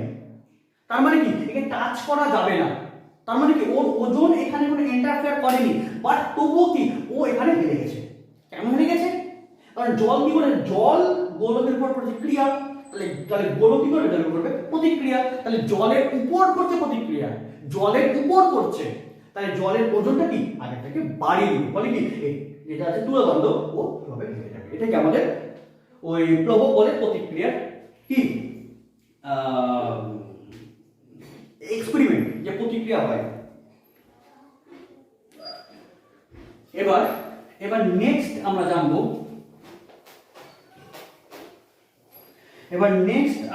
জানবো, যে কোনো তরলে কোনো বস্তুকে যদি নিমজ্জিত করি, তাহলে কোনো তরলে যদি কোনো বস্তুকে যদি নিমজ্জিত করা হয়, কোনো তরলে কোনো বস্তু যদি নিমজ্জিত করা হয় তাহলে বস্তুর উপর তাহলে লব্ধি বল কত কাজ করে। ধরো ধরো এটা কি আছে, এটা আছে তরল, এর মধ্যে আমি একটা, ওর মধ্যে আমি একটা এম ভরের গোলককে প্রবেশ করিয়েছি। হ্যাঁ, এম ভরের গোলক এবং এই গোলকের আয়তন কত ভি, এবং যে তরলে প্রবেশ করাইছি সেই তরলের ঘনত্ব কত রো। তাহলে এই গোলকের ওজন কোন দিকে কাজ করবে? অলওয়েজ নিচের দিকে, অলওয়েজ নিচের দিকে। এবং এই তরল দ্বারা এই গোলকের উপর ঊর্ধ্বমুখী বল প্রয়োগ করবে। কেন করবে সেটা তো তোমরা জানলাই, মানে জানলা যে কেন সামর্থ্য অর্জন করছে এই চাপের জন্য, তাই তো? ঠিক আছে, তাহলে এই গোলকের উপর এই তরল দ্বারা এর উপর তাহলে কে কাজ করবে? এর উপর কাজ করবে হচ্ছে আমাদের প্লবক বল, তাই তো? এর উপর তাহলে কে কাজ করবে? এর উপর আমাদের কাজ করবে হচ্ছে প্লবক বল। তাহলে প্লবক বল কত? তাহলে প্লবক বল হচ্ছে ভি রো জি। তাহলে ওজন কোন দিকে? নিচের দিকে। তাহলে তরল দ্বারা এর উপর তাহলে প্লবক বল কোন দিকে? উপরের দিকে। সেটা কত? ভি রো জি। তাহলে তরলে নিমজ্জিত কোনো বস্তুর উপর কি দুই ধরনের বল কাজ করে, একটাকে ওজন নিম্নমুখী আর ওজনের এগেইনস্টে প্লবক বল কি ঊর্ধ্বমুখী। তাহলে এই বস্তুর উপর তাহলে লব্ধি বল তাহলে কত কাজ করছে? তাহলে নিমজ্জিত বস্তুর উপর তাহলে লব্ধি বল তাহলে কত কাজ করছে? তাহলে লব্ধি বল কাজ করছে আমাদের প্রকৃত ওজন মাইনাস প্লাবক বল। কত? কি বললাম? যে প্রকৃত ওজন মাইনাস প্লবক বল, তাই না? তাহলে লব্ধি বল কত? তাহলে এর উপর তাহলে লব্ধি বল কত? প্লবক বল মাইনাস প্রকৃত ওজন মাইনাস লব্ধি বল। এবার যেটা আমি ফার্স্টে বললাম যে যদি কোনো তরল যদি না থাকতো, যদি তরল নাই, যেহেতু তরল নাই সেহেতু কি তাহলে সেক্ষেত্রে কোনো প্লবক বল কাজ করতো না। আর সেক্ষেত্রে যেটাই প্রকৃত ওজন সেটাই কি আমরা অনুভব করতে পারতাম, তার মানে কোনো ওজন কমতো না। কিন্তু যখনই তরলের মধ্যে থাকবে তখনই কি প্লবক বল কাজ করবে কোন দিকে? ওজনের এগেইনস্টে। তার মানে এই প্লবক বল কি করছে? ওর ওজনকে কিছুটা কমিয়ে দিচ্ছে। তাহলে কত পরিমাণ কমাচ্ছে? প্লবক বলের সমান। এবং এই প্লবক বলকে আমরা কি বলি? অপসারিত তরলের ওজন। তাহলে লব্ধি বল মানে প্রকৃত ওজন মাইনাস অপসারিত তরলের ওজন। তাহলে এই প্লবক বল কি করছে? প্রকৃত ওজন থেকে কি করছে? কিছুটা পরিমাণ কি ওকে সাহায্য করছে। ফলে লব্ধি ওজনটা কি হচ্ছে? কিছুটা হ্রাস পাচ্ছে। ওই হ্রাস পাওয়ার জন্য কি তাহলে যেটা লব্ধি বলটা সেটা কি ওর প্রকৃত ওজন থেকে কি কম, সেই জন্যই আমাদের হালকা মনে হচ্ছে। ঠিক আছে, তার মানে তরলে নিমজ্জিত কোনো বস্তুর উপর লব্ধি বল কত হয়? প্রকৃত ওজন মাইনাস প্লবক বল। ক্লিয়ার? এবার এখান থেকে তোমাদের আরেকটা ইম্পর্টেন্ট জিনিস পড়তে হবে, তাকে বলা হয় যে প্লবতা কেন্দ্র। আরেকটা ইম্পর্টেন্ট লাইন পড়তে হবে, মানে আরেকটা ইম্পর্টেন্ট পয়েন্ট পড়তে হবে, তাকে বলা হয় প্লবতা কেন্দ্র। কি বলে? যে প্লবতা কেন্দ্র। প্লবতা কেন্দ্র বা একে আমরা বলি ভাষণ কেন্দ্র। কি বলে? প্লবতা কেন্দ্র বা ভাষণ কেন্দ্র। হ্যাঁ, এটা একটা খুবই ইম্পর্টেন্ট একটি কনসেপ্ট, যে প্লবতা কেন্দ্র বা ভাষণ কেন্দ্র। দেখো, এটা খুবই একটা ইম্পর্টেন্ট কনসেপ্ট। এই প্লবতা কেন্দ্র এবং ভাষণ কেন্দ্র, এই প্লবতা কেন্দ্র কি সেটা বলার আগে বলি যে প্লবতা বল বা যে প্লবক বল, তাহলে প্লবক বলকে একটা ভেক্টর রাশি। ঠিক আছে, তাহলে প্লবক বল হচ্ছে একটা ভেক্টর রাশি। তাহলে প্লবক বলের মান কত? V rho G. বাট এই প্লবক বলের অভিমুখ কোন দিকে হবে? এই প্লবক বলের অভিমুখ কোন দিকে হবে সেটা কিন্তু আমরা জানি না। হ্যাঁ, আমরা জানি যে ঊর্ধ্বমুখী। ঠিক আছে, যে আমরা জানি যে এই যে বস্তু আছে, আমরা জানি যে এই এই বস্তুকে যদি তরলে যদি নিমজ্জিত করা হয় তবে প্লবক বল কাজ করবে ঊর্ধ্বমুখী। বাট এটা কি ভেবে দেখেছো, ঊর্ধ্বমুখী এই দিকে, ঊর্ধ্বমুখী এই দিকে, ঊর্ধ্বমুখী এই বরাবর নাকি এই বরাবর? মানে এই লাইন বরাবর ঊর্ধ্বমুখী নাকি এই লাইন বরাবর ঊর্ধ্বমুখী নাকি এই লাইন বরাবর ঊর্ধ্বমুখী নাকি এই লাইন বরাবর ঊর্ধ্বমুখী? তাহলে এখানে চারটা লাইন কি, চারটা লাইনই ঊর্ধ্বমুখী বোঝাচ্ছে। বাট কোন লাইন বরাবর কাজ করছে মানে পার্টিকুলার, মানে পার্টিকুলার কোন লাইন বরাবর কাজ করছে এই প্লাবক বল, তাই তো? প্লাবক বল মানে ভেক্টর রাশি, বল ভেক্টর রাশি, তাহলে মান কত, মান ভি, ভি রয়েছে। বাট ওর অভিমুখটা কোন লাইন বরাবর কাজ করছে, ঊর্ধ্বমুখী তো। বাট কোন ঊর্ধ্বমুখী সেটা কিন্তু আমি এখন বলিনি, বা সেটা তোমরা জানো না। তাহলে এটাই ওই প্লাবকতা কেন্দ্র কি সেটাই মানে বোঝায় যে ওই প্লাবক বল কোন লাইন বরাবর কাজ করছে। ঠিক আছে, তাহলে এই তাহলে প্লাবকতা কেন্দ্র তাহলে কাকে বলবো? ঠিক আছে, তাহলে তাহলে মনে রাখো যে এখানে এখানে কি আছে, এখানে কি আছে, এখানে আছে জল। হ্যাঁ, এটা একটা বিকার, বিকারের মধ্যে জল আছে বা কোনো লিকুইড আছে। ঠিক আছে, এবার এই বিকারের মধ্যে যদি আমি যদি একটি গোলককে যদি প্রবেশ করাই, তাহলে এই গোলকের আয়তন ছিল ভি। হ্যাঁ, এই গোলককে যদি প্রবেশ করাই তাহলে কি দেখবো, তাহলে এই গোলকের আয়তন ছিল ভি। তাহলে এই অংশে ভি আয়তনের তরল কি অপসারিত হয়েছে, ঠিক কি না? তাহলে এই তরলের কত মানে অ্যাকচুয়ালি এই তরল ছিল, আমি ভি আয়তনে একটি পদার্থকে প্রবেশ মানে নিমজ্জিত করলাম। তাহলে কি দেখবো, তাহলে এই তরল কি করবে, তরলের যা মানে অ্যাকচুয়ালি কঠিন পদার্থের যা আয়তন আছে সেই সমপরিমাণ আয়তনকেও অপসারিত করবে।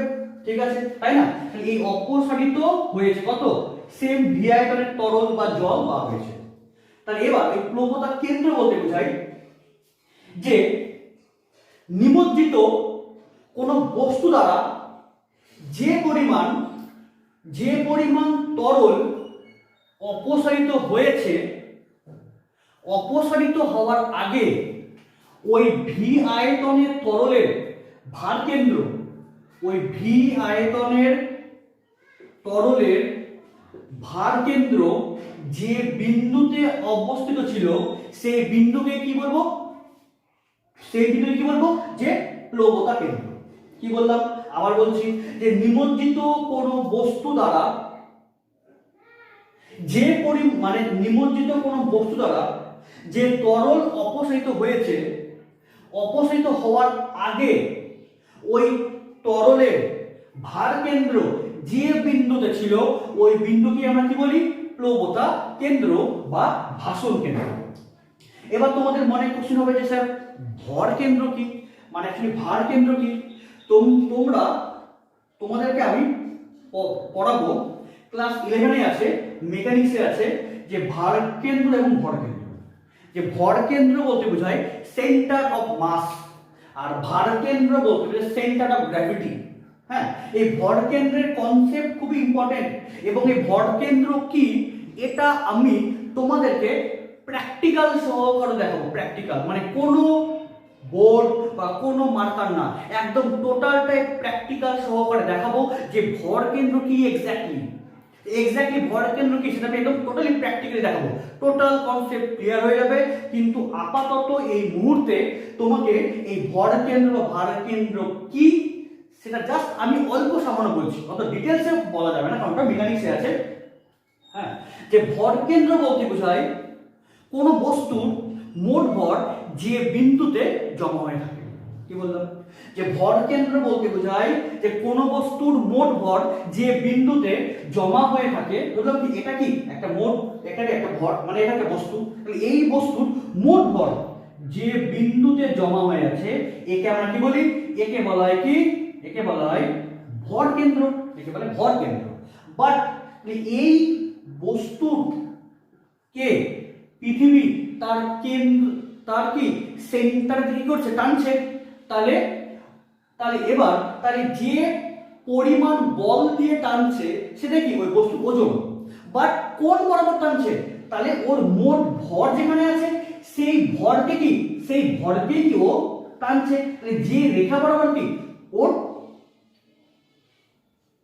মানে ভার যেটা কাজ করছে, মানে যেটা ওজন যে দেখো এই যে আমি একে ফেললাম, তাহলে এই বস্তুকে কে করছে, মানে অ্যাকচুয়ালি এই বস্তুকে পৃথিবী কি করছে, টানছে। তাহলে এই বস্তুকে পৃথিবী যে রেখা বরাবর টানছে বা পৃথিবীর গ্র্যাভিটি এই বস্তুকে যে রেখা বরাবর টানছে সেই পয়েন্টটা কি বলি আমরা, ভার কেন্দ্র।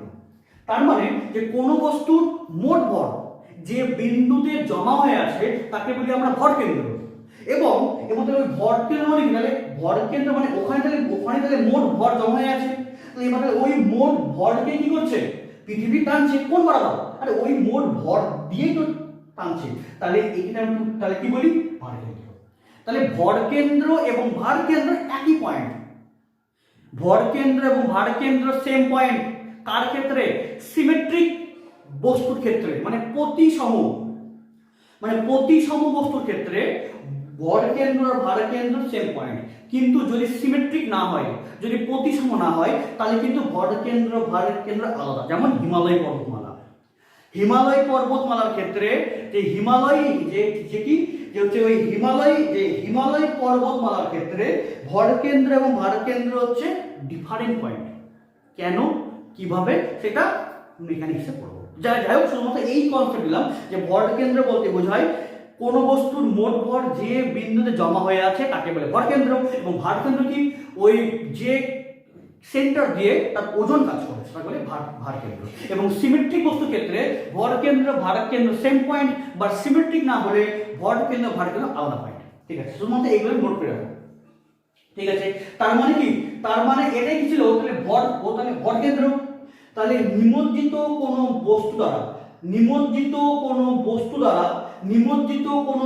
দ্বারা যে তরল অপসারিত হয়েছে, ওই অপসারিত হওয়ার আগে ওই তরলের ভার কেন্দ্র যে বিন্দুতে ছিল সেই বিন্দুকে কি বলা হয়, প্লবতা কেন্দ্র। আবার বলছি যে নিমজ্জিত কোনো বস্তু দ্বারা যে পরিমাণ তরল অপসারিত হয়েছে, অপসারিত হওয়ার আগে ওই তরলের ভার কেন্দ্র যে পয়েন্টে ছিল ওকে কি বলা হয়, প্লবতা কেন্দ্র। এবং তোমাদের এর আগের থিওরিতে আমি দেখাইছি এই পয়েন্ট দিয়ে কে কাজ করছে, mg, এবং ঠিক এই পয়েন্ট দিয়ে কে কাজ করছে, v rho g, তাই না? দেখো এর আগের যে করলাম, তুমি আগে দেখো, দেখবে যে সে এই পয়েন্ট দিয়ে কি আমি দিয়েছিলাম mg, আর এই পয়েন্ট দিয়ে কি দিয়েছিলাম, v rho g দিয়েছিলাম। কেন, আর অ্যাকচুয়ালি যে পয়েন্টটাই কি আমাদের ভার কেন্দ্র, মানে যে পয়েন্ট দিয়ে কি আমাদের কে কাজ করছে, ওজন, তাহলে সেটা দিয়ে কে কাজ করছে, তার ওজনের এগেইনস্টে সেই লাইন দিয়েই, মানে ওই বই যেটা ভর কেন্দ্রের এগেইনস্টে কে কাজ করছে, আমাদের প্লাবক বল। তার মানে ওই বস্তুর উপর ঊর্ধ্বমুখী প্লাবক বল সেটা কোন পয়েন্ট দিয়ে কাজ করে, প্লবতা কেন্দ্র দিয়ে। মানে যে পয়েন্টে ওই বস্তুর মোট ভর জমা হয়েছিল। ক্লিয়ার, বোঝা গেছে? তাহলে এটাকে আমাদের প্লবতা কেন্দ্র। এবং আরেকটা ইম্পর্টেন্ট তোমাদের বলি লাইন, সেটা হচ্ছে যদি কোনো বস্তু তরলে একদম নিমজ্জিত আছে, তাহলে সেক্ষেত্রে ওর প্লবতা কেন্দ্র যা, সেটাই হচ্ছে ওর ভার কেন্দ্র। কি বললাম, কোনো বস্তু যদি একদম থাকে নিমজ্জিত, তবে নিমজ্জিত বস্তুর ক্ষেত্রে যেটাই প্লবতা কেন্দ্র সেটাই হচ্ছে আমাদের ভার কেন্দ্র। বাট যদি কোনো বস্তু সম্পূর্ণ নিমজ্জিত না থেকে যদি আংশিক থাকে নিমজ্জিত, কি বললাম, যদি থাকে আংশিক নিমজ্জিত, তাহলে সেক্ষেত্রে প্লবতা কেন্দ্র এবং ভার কেন্দ্র সেম পয়েন্ট না। হ্যাঁ, এবং এটা কেন, যে যদি থাকে আংশিক নিমজ্জিত তাহলে প্লবতা কেন্দ্র এবং ভার কেন্দ্র সেম পয়েন্ট না, সেটা বলবো নেক্সট ক্লাসে। তাহলে এই পর্যন্ত আশা করি বুঝতে পেরেছো, এটাকে নোট করে নাও। এবার নেক্সট আমরা করব আর্কিমিডিসের সূত্র। নেক্সট আমরা পড়ব যে আর্কিমিডিসের সূত্র। হ্যাঁ,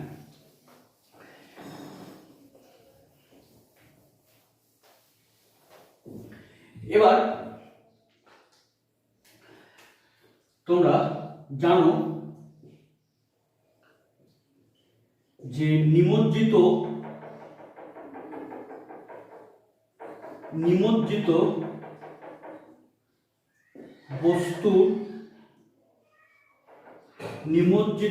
বস্তুর আপাত ওজন ইকুয়ালস টু হয় প্রকৃত ওজন মাইনাস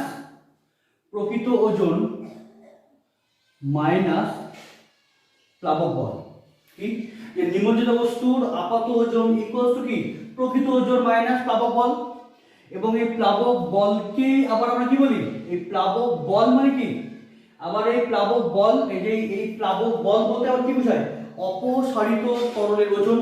ঠিক আছে, তার মানে যে কোনো বস্তুকে তরলে বা গ্যাসে নিমজ্জিত করলে বস্তুর কি তার ওজন আপাতভাবে হ্রাস পায়। তাহলে এই আপাতভাবে হ্রাস পাওয়ার কারণটাই কি এই প্লাবক বলের কারণ। মানে অ্যাকচুয়ালি প্লাবক বল আছে, তার মানে কি যে অ্যাকচুয়ালি ওই প্লাবক বল থাকার জন্যই কি ওর ওজনটা প্রকৃত ওজন থেকে কি আমরা কিছুটা কম অনুভব করতে পারি। সেই জন্য তার মানে এই প্লাবক বলের যে মান, সেই মানের সমান কি ওই বস্তুর আপাত ওজন হ্রাস পায়। কি করে ব্যাপারটা, যে অ্যাকচুয়ালি প্লাবক বল যদি না থাকতো যেটাই প্রকৃত ওজন সেটাই আমরা অনুভব করতাম, বাট প্লাবক বল থাকার জন্য ওর প্রকৃত ওজন কি যেটা হলো কমে যায়, সেটা আপাত দৃষ্টিতে। তার মানে ওই বস্তুকে নিমজ্জিত করলে ওই বস্তুর কি আপাত ওজনের হ্রাস হয়, এবং যে পরিমাণ ওজনের হ্রাস ঘটছে, তাহলে ওই হ্রাস যে ঘটছে তাহলে সেই ঘটার কারণটাকে প্লাবক বল। তাহলে ওই ওজনের যে হ্রাস ঘটবে তাহলে ওই হ্রাসটাই কি ওই প্লাবক বলের সঙ্গে সমান, বা যে পরিমাণ হ্রাস ঘটলো সেটা কি অপসারিত তরলের ওজনের সঙ্গে সমান। এটাই হচ্ছে আমাদের আর্কিমিডিসের সূত্র। যে মেন কনসেপ্টটা কি, মেন কনসেপ্ট এর মধ্যেই লুকিয়ে আছে। যে আর্কিমিডিসের সূত্রের মেন কনসেপ্ট এর মধ্যেই লুকিয়ে আছে, যে যদি তরলে নিমজ্জিত করি বা যদি গ্যাসে নিমজ্জিত করি প্লাবক বল কাজ করে, যে ওজনের এগেন্সে কাজ করে, তার মানে কি যে প্রকৃত ওজনকে কিছুটা কমিয়ে দিচ্ছে। তাহলে কি আমাদের হ্রাস মানে হচ্ছে, তাহলে যে পরিমাণ হ্রাস ঘটছে সেটা কি প্লাবক বলের জন্য। তাহলে প্লাবক বল কি কাজ করার জন্য কি প্লাবক বলের সমান পরিমাণ কি ওর হ্রাস ঘটছে। তাহলে যে পরিমাণ হ্রাস ঘটবে সেটাই কি আমাদের প্লাবক বলের সঙ্গে সমান, বা সেটাই কি অপসারিত তরলের ওজনের সঙ্গে সমান। তাহলে আর্কিমিডিসের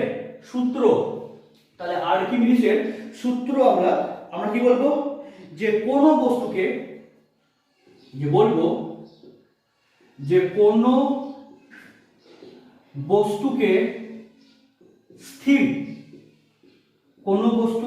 স্থির বা স্থির তরল বা গ্যাসীয় পদার্থে আংশিক বা সম্পূর্ণভাবে নিমজ্জিত করলে, কোন বস্তুকে স্থির তরল বা গ্যাসীয় পদার্থে আংশিক বা সম্পূর্ণভাবে নিমজ্জিত করলে বস্তুর কি আপাত ওজনের হ্রাস হয়।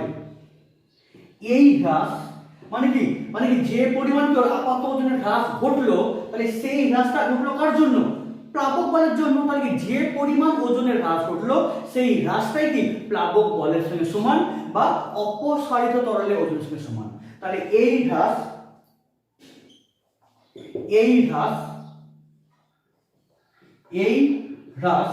বস্তু দ্বারা অপসারিত তরলের বা গ্যাসের কি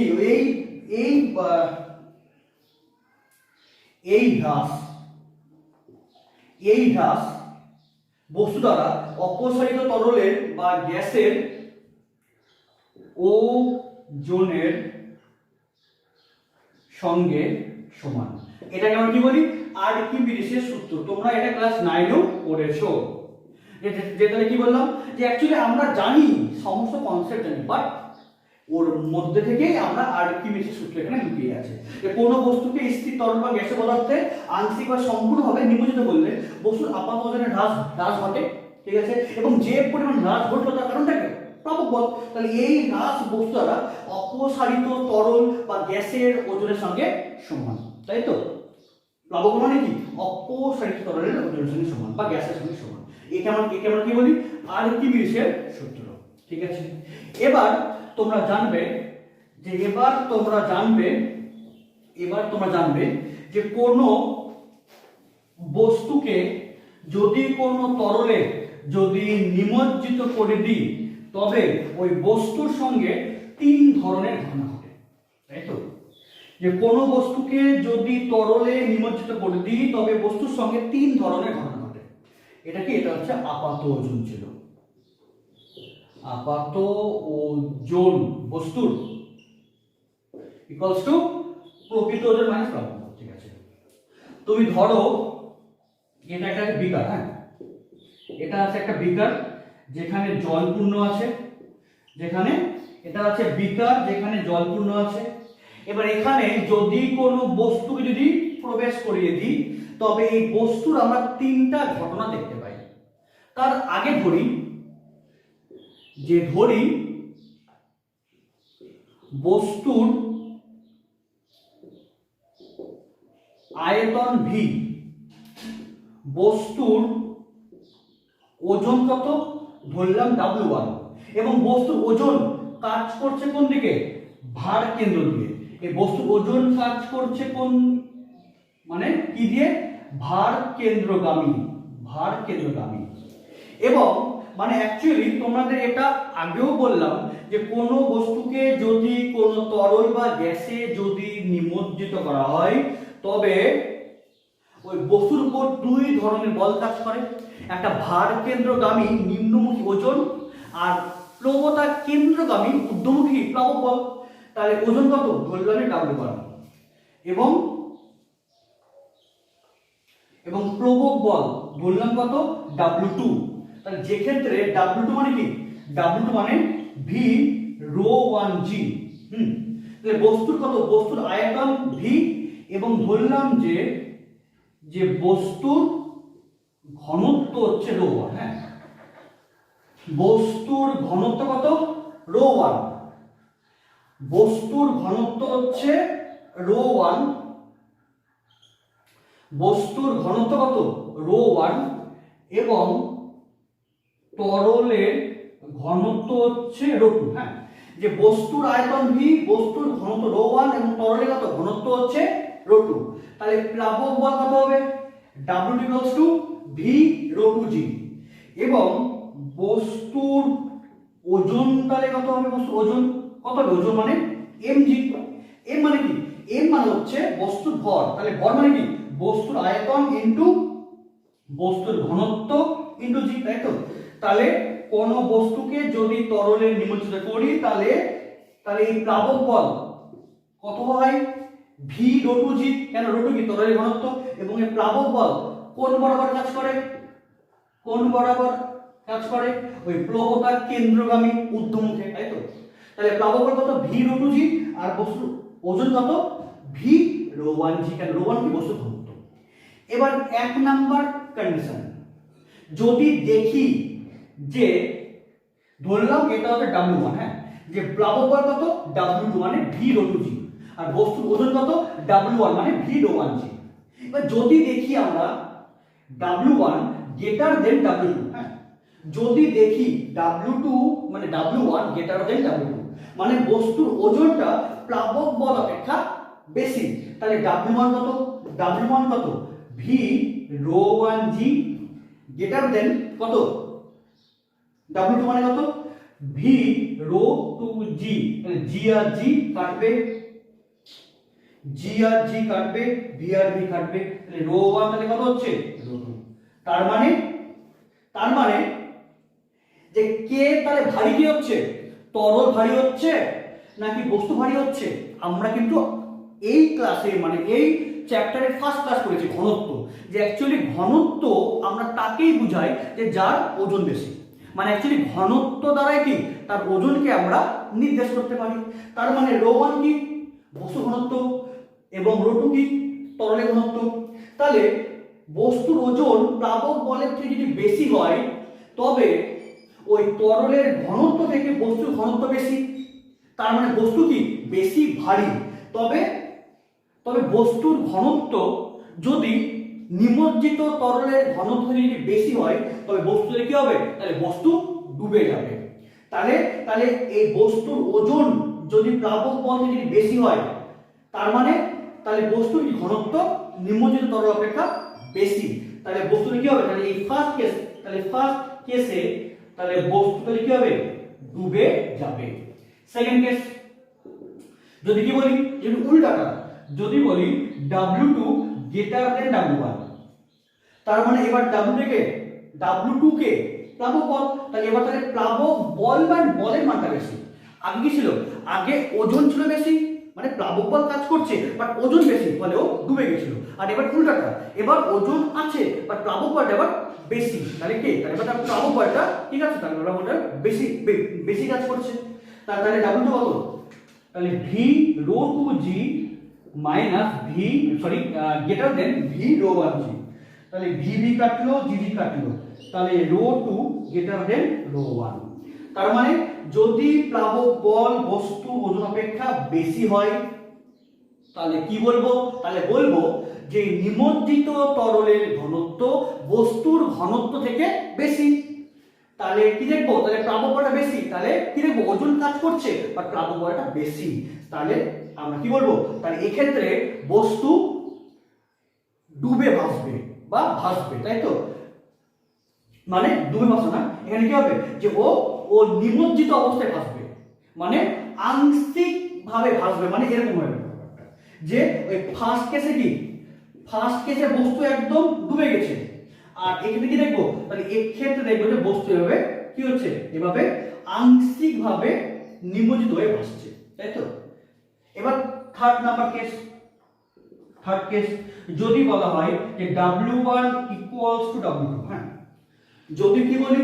যদি বলা হয় W1 ইকুয়ালস টু W2, যদি বলা হয় যে W1 ইকুয়ালস টু W2, তাহলে W1 কত? W1 হচ্ছে V rho 1 G equals to কত?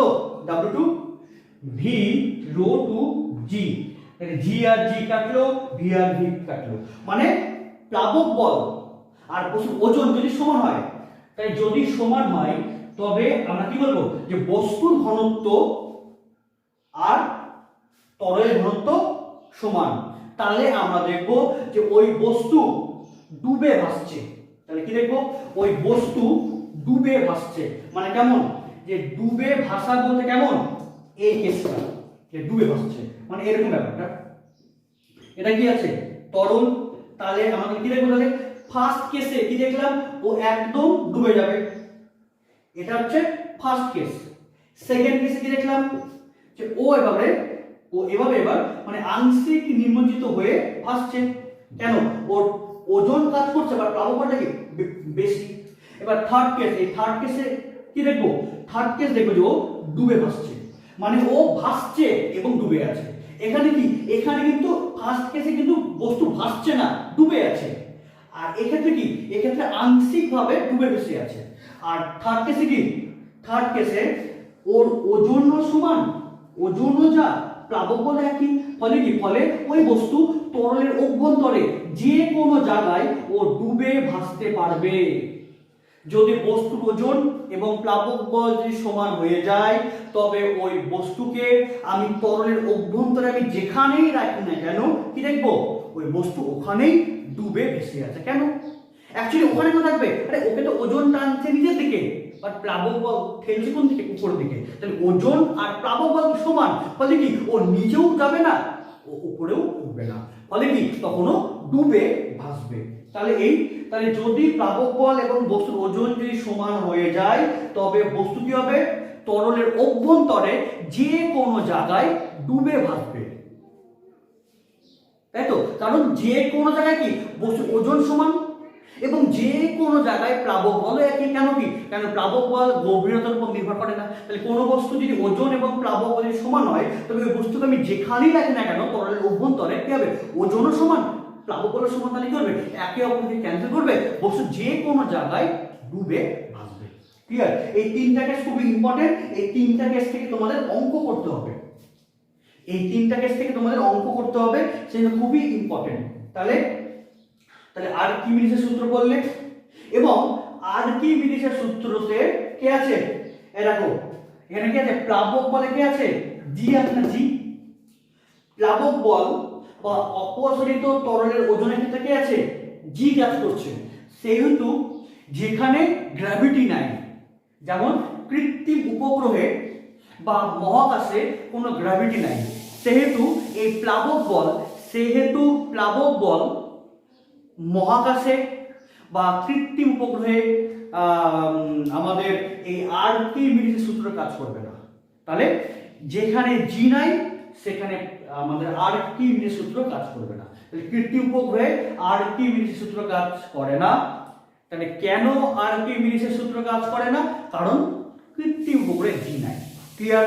তাহলে এটা জানলে, আর্কিমিডিসের সূত্র জানলে, এবং সঙ্গে ওই বস্তুর কি যে মানে বিভিন্ন হচ্ছে অবস্থান বা কিভাবে থাকতে পারে, একটা ডুবে থাকতে পারে তার শর্ত আলাদা, একটা আংশিক ভেসে থাকতে পারে তার শর্ত আলাদা, আবার ডুবে ভাসতে পারে তার শর্ত আলাদা। আশা করি বুঝতে পেরেছো। তাহলে আজকে এই পর্যন্তই, দেখা হচ্ছে নেক্সট ক্লাসে এবং নিউ টপিক নিয়ে। Thank you.